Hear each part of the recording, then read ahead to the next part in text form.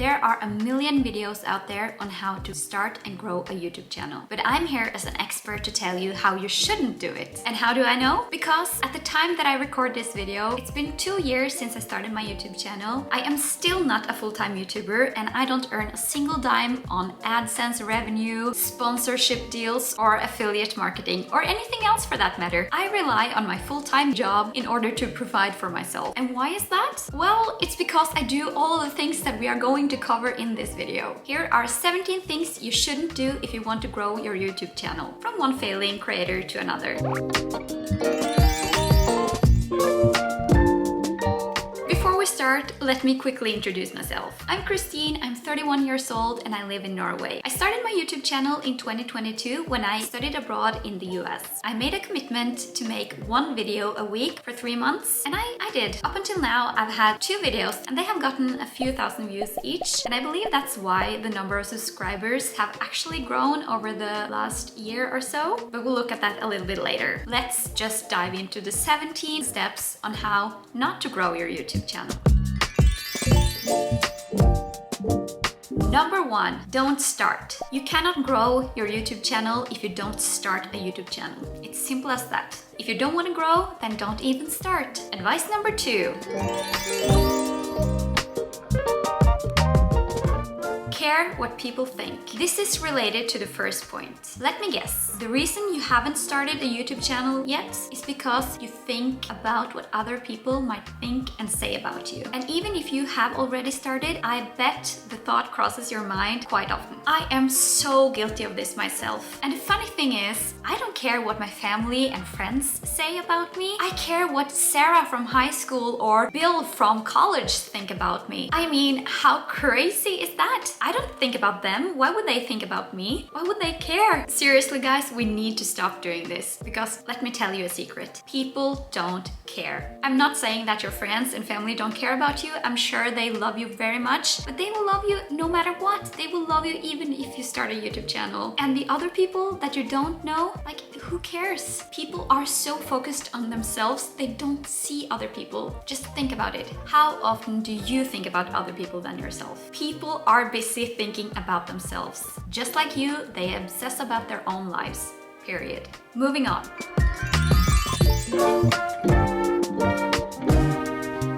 Wait for the right time. The right time will never come. You need to make it the right time. So if you wait for the right time, you are going to wait a long time. And if you do, mission accomplished, you won't grow on YouTube. I keep complaining about not having time, that my work takes too much time, so I cannot create videos, I cannot record videos, I cannot edit them because I don't have the time. Seriously, guys, we need to make time. Even if it's an hour a day or 2 hours a day, or I'll spend 15 minutes on this today planning out my new video, or if it's like this weekend, this Saturday, I'm going to make a video. We need to make the time.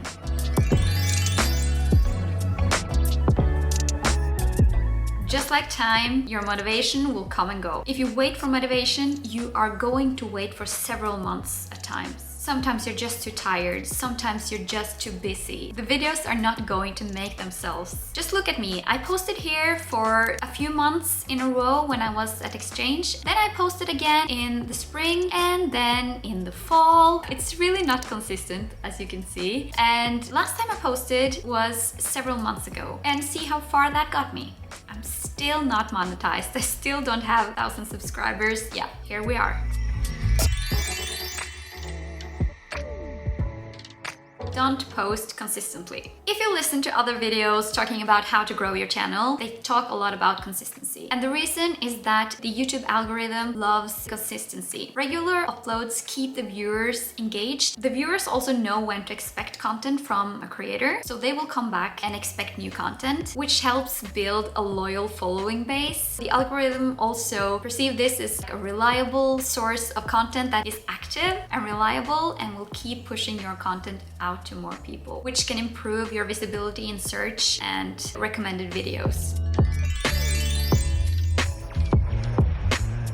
Overthink into paralyze. Okay, how many times have you been sitting there thinking too much about what video you're going to make and just end up not making a video? For me, I keep obsessing about what niche I should focus on. I also obsess about what topic, what title should I make for my video, what should the thumbnail look like. Basically, I just overthink. For me also, as English is my second language, I sometimes wonder if I should make my videos in Norwegian. That will be so much easier for me. But the thing is, I just keep thinking about it and I keep overthinking about it. So then I just don't post. The thing is, in the beginning, you probably won't have that many viewers anyway, so it doesn't really matter. Just come up with some ideas and just post something.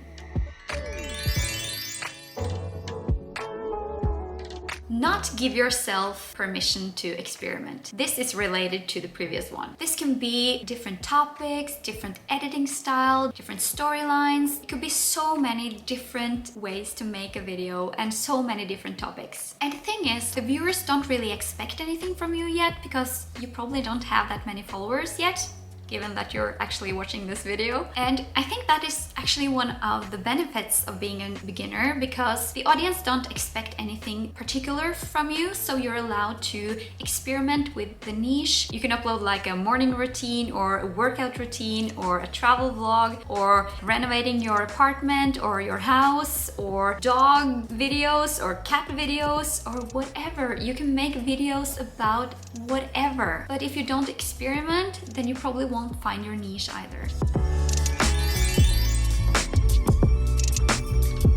Invest in all the gear, but don't make the videos. The tennis legend Arthur Ashe once said, "Start where you are, use what you have, do what you can." Today, if you have a smartphone, you could start there and make your videos. Seriously, just pick up your phone if it has a camera and just make videos. You don't need the best gear. You don't need a fancy camera. You don't need a drone to get started on YouTube. You don't need a microphone. You don't need a very fancy editing tool. Just start. You can edit on your phone. Today, you have so many apps that will help you. For me, I do have two great cameras actually. One that I'm vlogging on now and one that is more professional, and I wouldn't have needed them. Start where you are, use what you have, do what you can. You don't need that fancy gear. But keep investing in them if you want to, and then just do that. Spend too much time and money on each video. This relates to spending a lot of money on gear. It could also be that you're spending too much time making videos, just like me. I can easily spend 20 to 30 hours editing a video. And do you know what? I don't have enough hours in a day or in a week to keep doing that, because I want to live my life outside the editing as well. I don't want to spend that much time editing a video. I want to post more often, and then I cannot spend that much time. So when I posted consistently one video a week, I would sit up all night several times a week, each week, in order to get the videos out. That's just not sustainable. At least for me, I have a full-time job. I have friends and family that I want to spend time with as well, and I want to get a workout in from time to time, and no, it's just not feasible.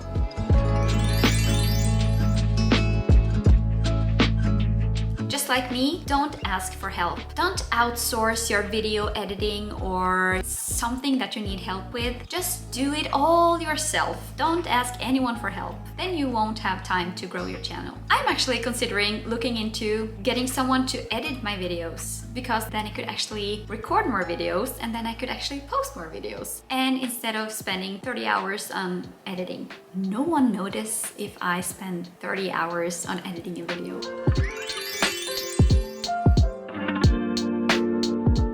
Have a plan for what to film, so you have to find out everything in the editing process. I usually make travel videos, so when I go out, I just bring my camera, the camera you're viewing from now, and I just go around with my tripod and then just film myself and the places. And I don't always talk that much in my vlogs, because sometimes when I'm out on the streets and just walking around, I don't feel comfortable talking a lot and I don't know what to say. So then when I get home and trying to edit edit the video, then I don't know what the story is gonna be. So then I need to add maybe some infos about the place that I visited, and maybe I need to find some facts to include, and that makes the editing process so much more difficult. So I have a tip for you, for us. Like, you and me should try to plan things more going forward. So if I know that there's a city that I'm visiting, I'm going to make a list of the things that I want to record. Maybe I write down some talking points. I'm going to include the fact about this. I'm making a list of the B-roll that I'm going to include. Like, I want to film this building, this river. If I have a drone, I'm going to fly my drone here, and then while the drone is flying, I'm going to talk about this in my voiceover. You see, that will be so much more convenient, because then when you get home, you know exactly what to include where.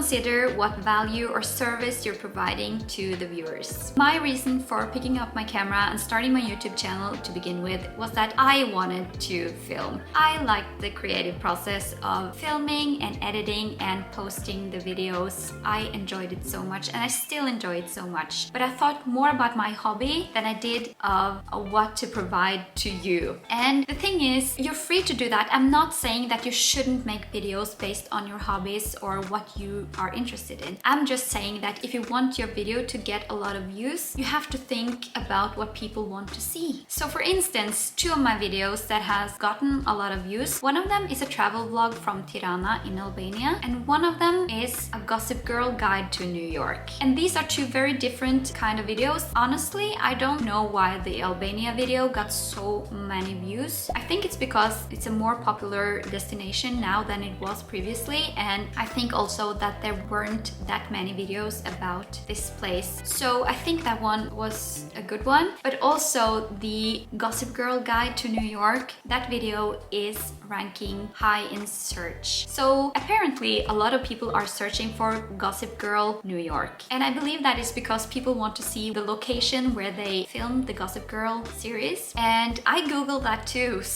And I've seen other videos about it. So the thing is, that has value, because when I'm looking for something and I search for that kind of topic and there are videos about it, when the videos are good, they create value for me. So I think that we don't need to think about it. I'm not saying we shouldn't create videos about our passions and interests, no matter what they are, but I'm also saying we should probably put more emphasis on what is the value I provide to others by making this video, if we want it to get lots of views, if that makes sense. Just like I'm making this video now, for me it's fun, but I'm also hoping that you will actually gain some value from watching it. And maybe, just like most of my videos, it's gonna get like 200 views or something, but it might be that it is actually helpful enough for you and other people out there that it will actually be viewed more than 200 times. Fingers crossed. Or here's to hoping. At least I've tried.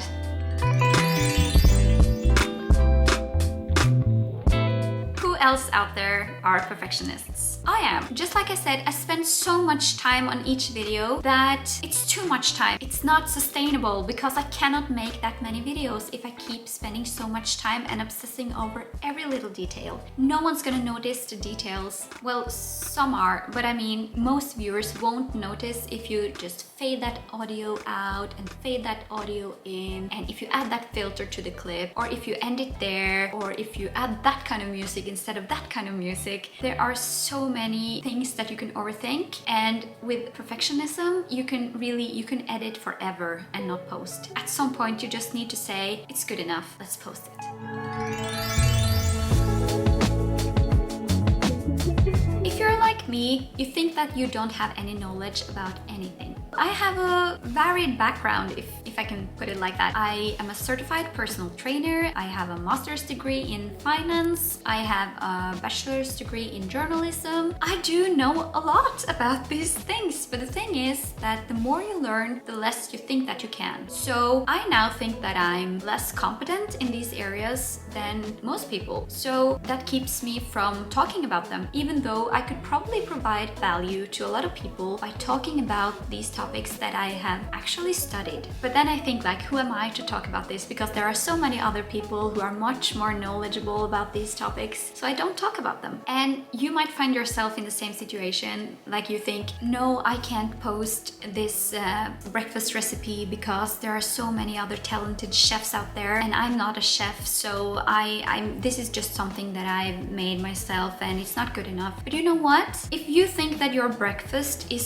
so good, there are probably other people who are going to find your breakfast equally delicious. So if you just post that recipe, maybe that will add value to someone else. It's so easy to get trapped in this imposter syndrome where you just don't think that you have any skills and you doubt yourself, and it's a shame really, because we could talk about so much. Maybe you're an expert on how to groom your dog. I have a dog. Maybe you have some tips on how to keep your dog standing still while you give them a manicure.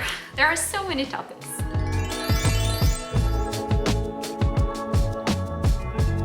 I don't know about you, but I manage to get up every morning for my job, and I manage to do that 5 times a week, Monday through Friday. I'm always prepared to go to work, even though I have slept horribly, even though I haven't slept at all, even though I am tired, even if I would want a longer weekend. I manage to drag my ass to work every day because I treat my job as a business, because it is a business. People are expecting me. Do I do the same with YouTube? No, we are going to do something about that. But the thing is, if I have a deadline at work, I make sure to deliver on time. And why can't we do the same for YouTube? A business includes so much more. Growing your network, learning more skills. If we're serious about growing on YouTube, we need to make it our business. Treat YouTube as any other business. Would you let your boss down? No, probably not. You would try to avoid that. You would try to deliver according to the deal. It's time we do that with YouTube. It's time we deliver to ourselves as well.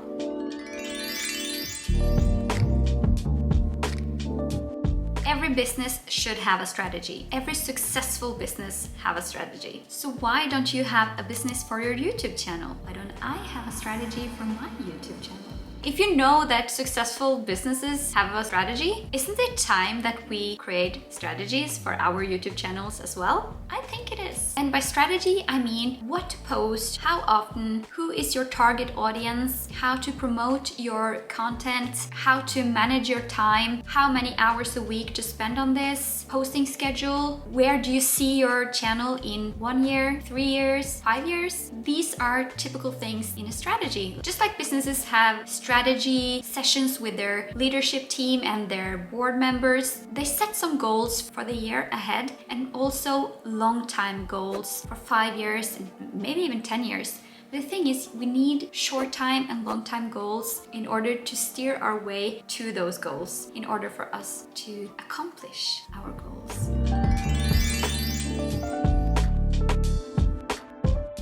Last but not least, procrastinate. Keep doing that and you won't grow your channel. Just like me, we have been talking about this already. There will be no perfect time. We need to make the perfect time. So instead of procrastinating and watching that TV show or cleaning your whole apartment because you don't want to edit the video, please tell me I'm not the only one doing this. It's just like when you're studying for an exam and suddenly cleaning the bathroom sounds so appealing. It can be the same with editing YouTube videos or even filming them and also planning them. I struggle with this a lot, and it's so much easier to say, I'm feeling a little hungry, let's go make lunch instead and watch some Gossip Girl in my case. So yeah, just keep postponing and you won't grow on YouTube.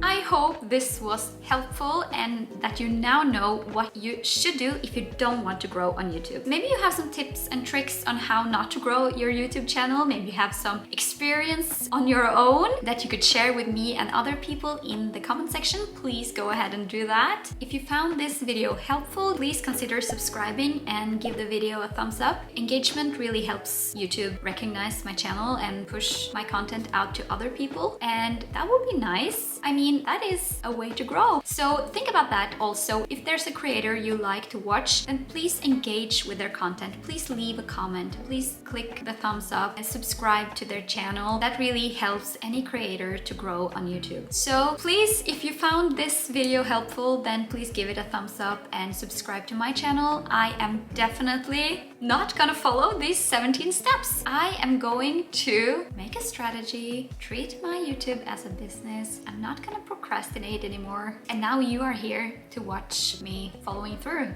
That's it, you all. I've had a really great time here with you today, and I'm looking forward to seeing you again here on my channel again soon. Bye.